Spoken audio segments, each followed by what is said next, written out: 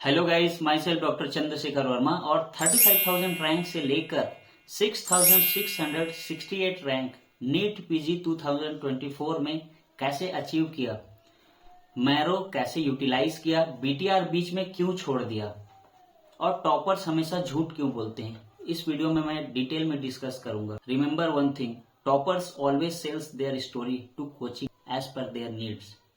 Never trust a topper. I repeat again, never trust a topper, especially rank 1. They are hiding their main story. ये मेरा 4th attempt है और मैं 2021 से try कर रहा हूँ नीट पीजी क्रैक करने के लिए और ये 2024 में फाइनली क्रैक हुआ। मीन्स ऑलमोस्ट मुझे 4 साल लग गए नीट पीजी क्रैक करने में। मेरा इंटर्नशिप 2021 में कंप्लीट हुआ। तो इंटर्नशिप टाइम में मुझे मैरो मार्वेल प्रोग्राम के तहत मैरो वालों ने मुझे 1 साल का सब्सक्रिप्शन फ्री ऑफ कॉस्ट दिया था, जिसका प्राइस अराउंड 34,000 था और 6,000 का मैरो ने मुझे गुडीज भिजवाए थे। सो ओवरऑल 40,000 का मैरो से मुझे प्रॉफिट मिला था। लेकिन इंटर्नशिप टाइम में मुझे गाइडेंस नहीं था, तो मैं अपना मैरो सब्सक्रिप्शन अपने फ्रेंड को दे दिया था कि भाई तेरे को यूज करना है तो यूज कर सकता है, नो प्रॉब्लम। तो मैंने इंटर्नशिप में हार्डली कुछ भी ज्यादा नहीं पढ़ा था, जो बेसिक्स थे उसी से मैंने नीट पीजी का एग्जाम दिया। तो नीट पीजी 2021 में मेरा रैंक 35,000 आया। तो मुझे होप लगा कि यार 35,000 आया है तो मैं बूस्ट कर सकता हूं। सो 2022 में मैं यूट्यूब वीडियो का सहारा लिया, क्योंकि मेरा मैरो सब्सक्रिप्शन खत्म हो चुका था।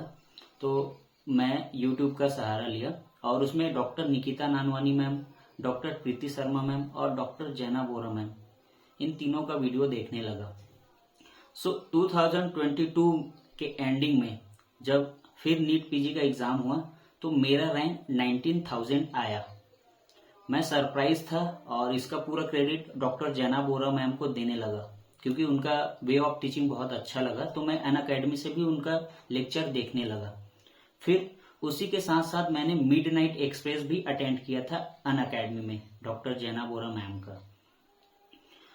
फिर 2024 में मैंने फिर मिडनाइट एक्सप्रेस कन्वर्ट हो गया बुरी तरह रटो बाय डॉक्टर जैना बोरा। तो 2023 में मैंने सोनली बीटीआर ही यूज किया और मेरा रैंक ड्रास्टिकली चेंज हुआ। मींस 35,000 से 19,000, 19,000 से 12,000 रैंक। तो मैं अपना पूरा credit doctor Jaina Bora ma'am को एक डेडिकेटेड वीडियो में दे दिया। बट प्रॉब्लम ये हुआ कि मैं ओबीसी हूं, तो मुझे 12,000 रैंक में एमडी मेडिसिन नहीं मिल पाएगा।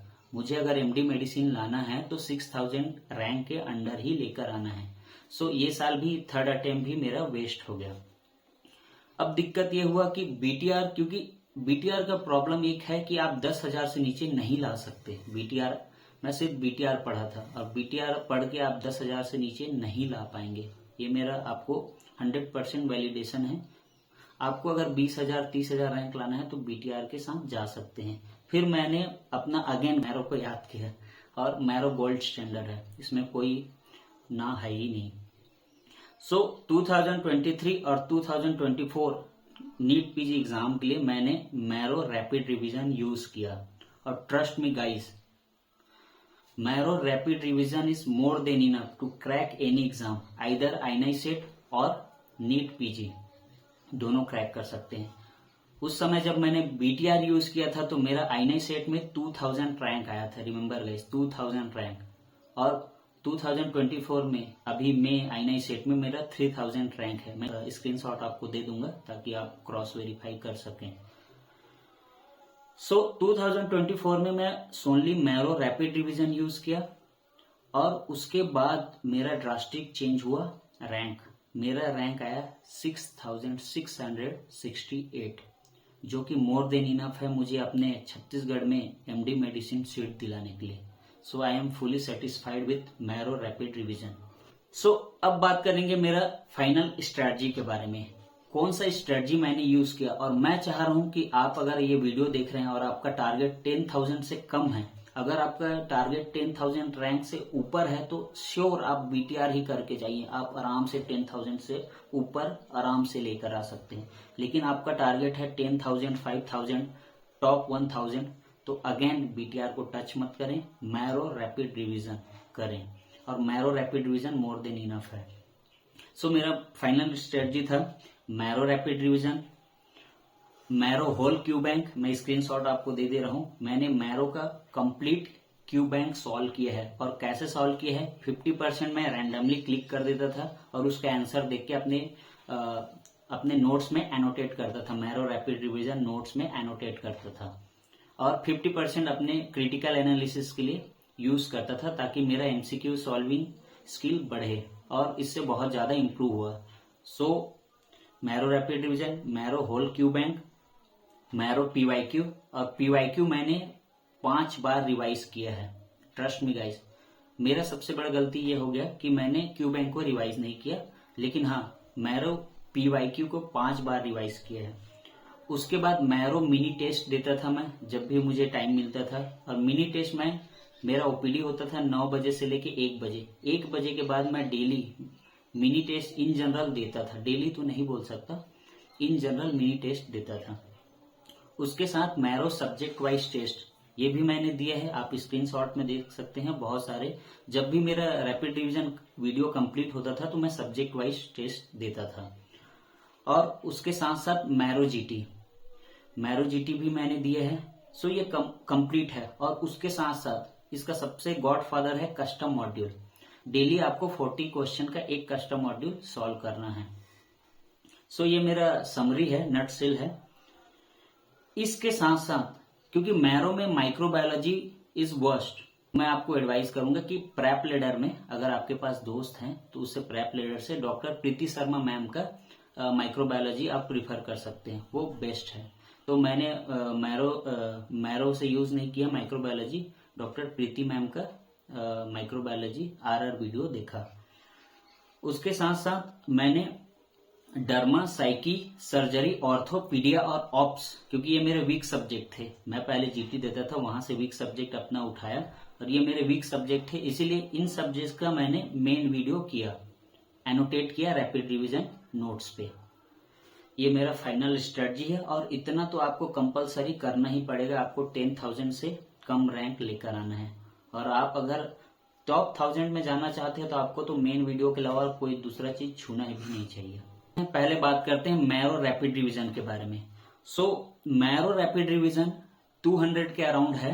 मैंने पूरे रैपिड रिवीजन देखा है, एक्सेप्ट जो मैंने मेन वीडियो से देखे उनके रैपिड रिवीजन नहीं देखे हैं, बाकी सबके रैपिड रिवीजन देखे हैं, वो भी मैंने कंप्लीट किया है। और मैरो एमसीक्यू डिस्कशन वीडियो, ये गोल्ड स्टैंडर्ड है, इसको तो आपको करना ही है।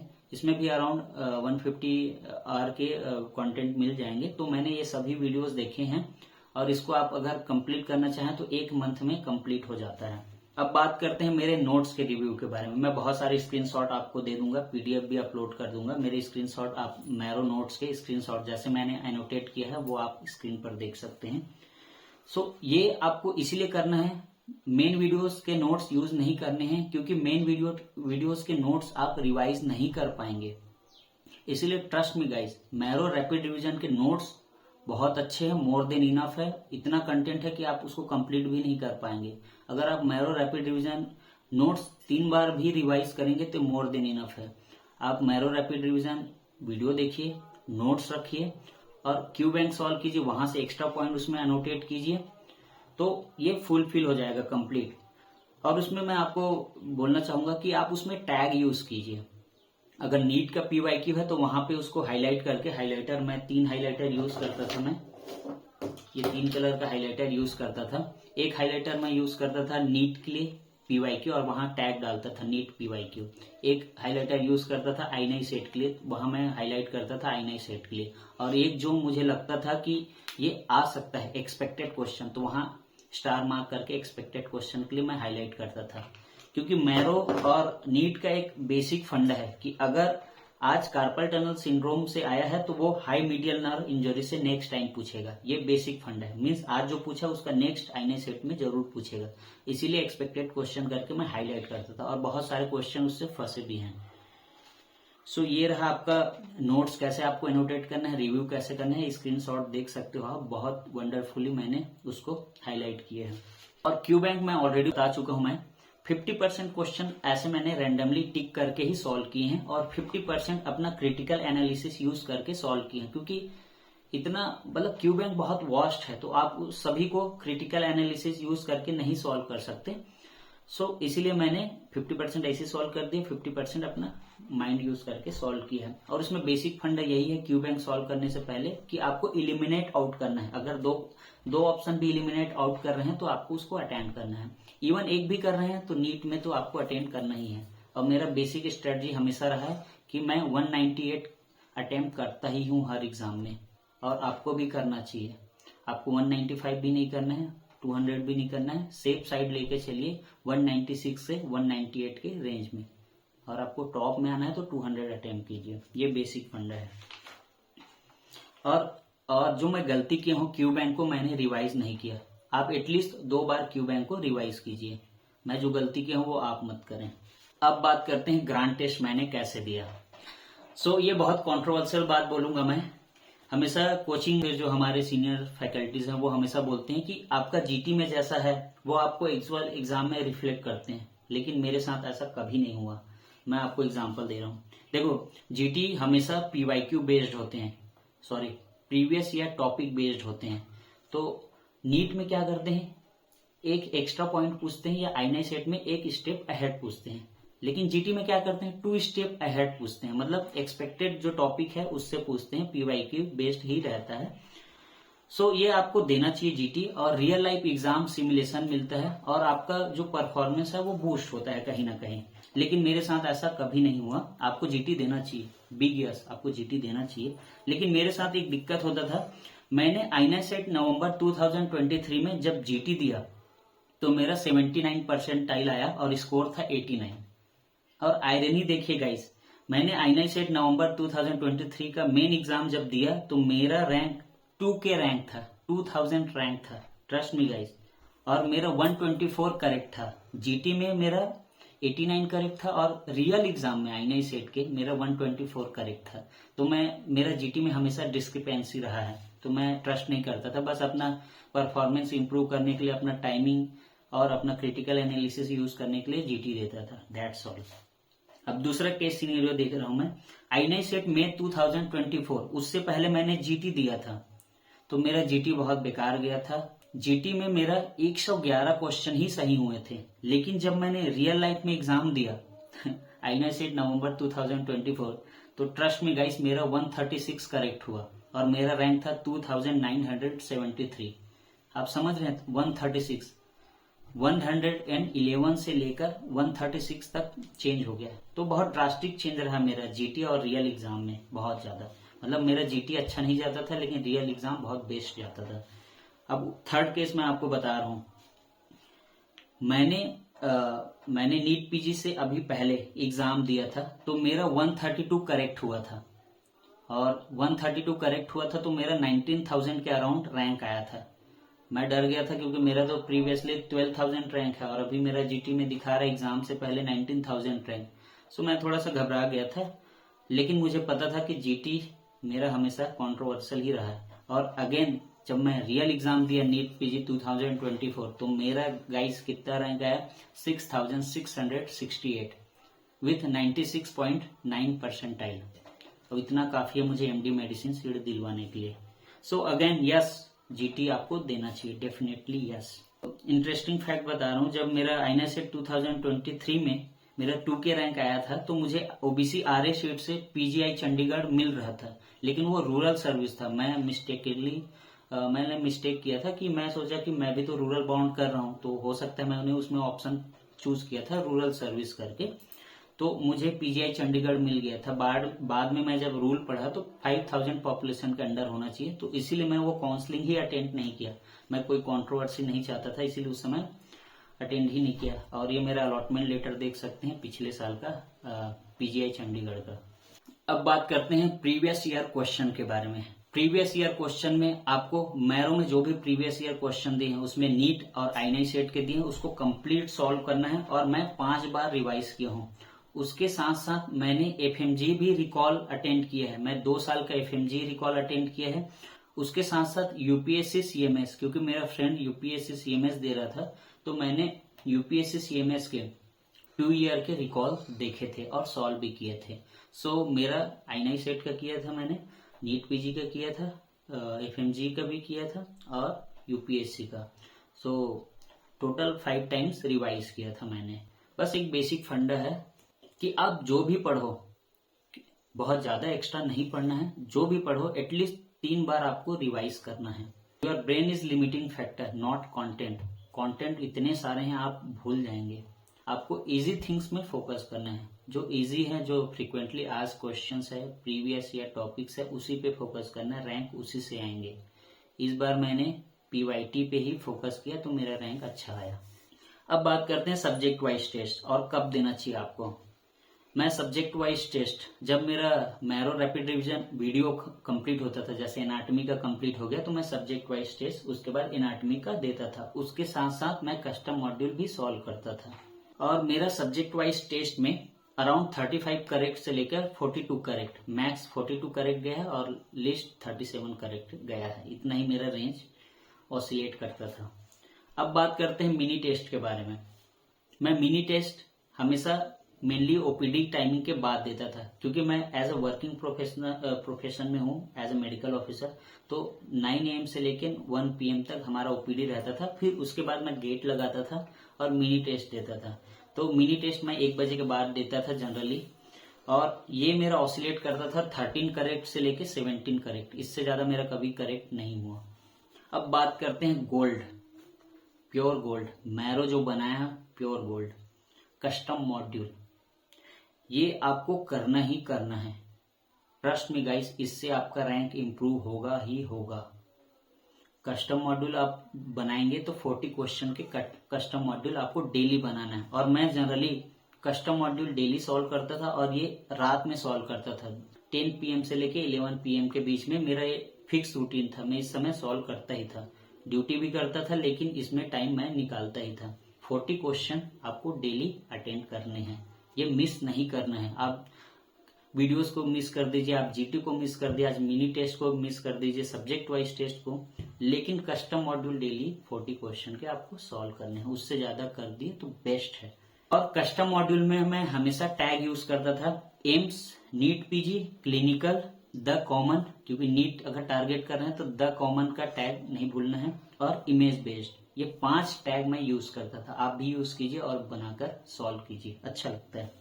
उसके साथ साथ अभी मैरो में नया फीचर ऐड किए हैं, मैरो मैजिक मॉड्यूल। तो मैरो मैजिक मॉड्यूल में 50 क्वेश्चन होते हैं जो आप प्रीवियसली आप सॉल्व किए हो, चाहे क्यू बैंक से किए हो या कहीं और से प्रीवियसली आप सॉल्व किए हो, तो उसमें 50 क्वेश्चन आपको मैजिक मॉड्यूल जो हाईएस्ट पॉइंट्स है वो बना के देते हैं। तो मैंने magic module total 11 magic module solve किया है, इसीलिए मेरे स्क्रीन पे 12th मैजिक मॉड्यूल दिखा रहा है, क्योंकि उसको वो अनसॉल्व है। अब बात करते हैं सबसे कंट्रोवर्शियल टॉपिक, BTR। सिर्फ BTR के भरोसे बैठे हैं अगर आप, BTR के भरोसे नहीं बैठ सकते आप। BTR कंप्लीट कंटेंट नहीं है। अभी जब आप INI सेट देखेंगे तो INI set back to basic से ही क्वेश्चन पूछ रहे हैं, और रैपिड रिवीजन BTR क्या है, रैपिड रिवीजन, बेसिक्स नहीं है उसमें। अभी नीट का क्वेश्चन देखिए, हमेशा 2 स्टेप है, बेसिक प्लस 2 स्टेप क्वेश्चन। बहुत हार्ड थे, INI सेट हार्ड नहीं था, नीट PG 2024 बहुत हार्ड था। क्यों? क्योंकि उसमें बेसिक भी था और 2 स्टेप क्वेश्चंस थे। आपका कॉन्सेप्ट और 1 स्टेप अहेड, 2 स्टेप क्वेश्चंस थे। अब ये तब सॉल्व होगा जब आपका बेसिक कंप्लीट होगा, आपका बेसिक स्ट्रांग होगा। टॉपर्स को देखिए, आप वो मेन वीडियो करते हैं तभी वो टॉपर्स बन पाते हैं। तो एक जनरल फंडा मैं आपको बता रहा हूं, अगर आपका टारगेट रैंक 10,000 से ऊपर है, 10,000, 15,000, 20,000, 30,000, 40,000, तो आप BTR, सोनली BTR पे जा सकते हैं। लेकिन आप जनरल हैं, OBC हैं, आप चाह रहे हैं best rank, best medical college, आप चाह रहे हैं 10,000 से कम रैंक, तो ट्रस्ट मी गाइस, आपको BTR के साथ नहीं जाना चाहिए। आप बूस्ट नहीं कर पाएंगे। इस बार इतना कंपटीशन था, 2.28 लाख स्टूडेंट दिए थे, इतना कंपटीशन था इस बार। आप BTR के अकेले BTR पढ़ के नहीं कॉम्पीट कर सकते। हर टॉपर्स ये इंटरव्यू इसीलिए देते हैं क्योंकि देखिए, टॉपर्स का मेन वीडियो देख चुके हैं तो कोर कॉन्सेप्ट कहीं ना कहीं आपको उनको रिमेम्बर है। आपने कभी कोर कॉन्सेप्ट पढ़ा नहीं, आप BTR के थ्रू जाएंगे, आपको कोई वैल्यू नहीं मिलेगा। टॉपर्स कर चुके हैं बेसिक, फिर बीटीआर में अपना रैपिड रिवीजन करने के लिए बीटीआर वो देखते हैं। इसीलिए वो अपने हर इंटरव्यू में ये बोलते हैं कि मैंने बीटीआर किया और वो रिवाइजिंग टूल की तरह काम किया। वो कभी नहीं बोलते कि वो मेरा मेन बीटीआर ही मैंने किया है, वो बस बोलते हैं कि वो रिवाइजिंग टूल है। एक खाना होता है, एक सप्लीमेंट होता है। तो मेन वीडियो खाना है और बीटीआर सप्लीमेंट है। तो खाना को तो आप नहीं छोड़ सकते, भले सप्लीमेंट को छोड़ दीजिए। सो मेन वीडियो कीजिए या फिर मैरो रैपिड रिवीजन। मैं तो बोलूंगा कि आप मैरो ही कीजिए। मैरो मुझे कभी स्पॉन्सर नहीं किया, कभी भी नहीं, और मैं इसलिए बना रहा हूँ क्योंकि मैरो से मुझे हेल्प मिला है, इसलिए मैं मैरो का हमेशा तारीफ करता हूँ और वो तारीफ के लायक है, गोल्ड स्टैंडर्ड है मैरो। और दूसरा एक कंट्रोवर्शियल बात बोलूंगा कि जैसे ओबीसी जनरल है तो उनको टॉप 10 में तो आना ही होता है। My suggestion for YouTube video, मेरा एक ही मानना है कि आप यूट्यूब वीडियो बंद कीजिए। जब आपका प्रिपरेशन होगा तो मुझे प्रॉमिस कीजिए कि आप 6 महीने यूट्यूब वीडियो नहीं देखेंगे। अगर वर्किंग प्रोफेशन में हैं तो आप डेली 4 घंटे पढ़ाई कीजिए। आप अगर वर्क नहीं कर रहे हैं तो कम से कम, ट्रस्ट मी गाइस, आपको 10 घंटे डेली पढ़ाई करना पड़ेगा।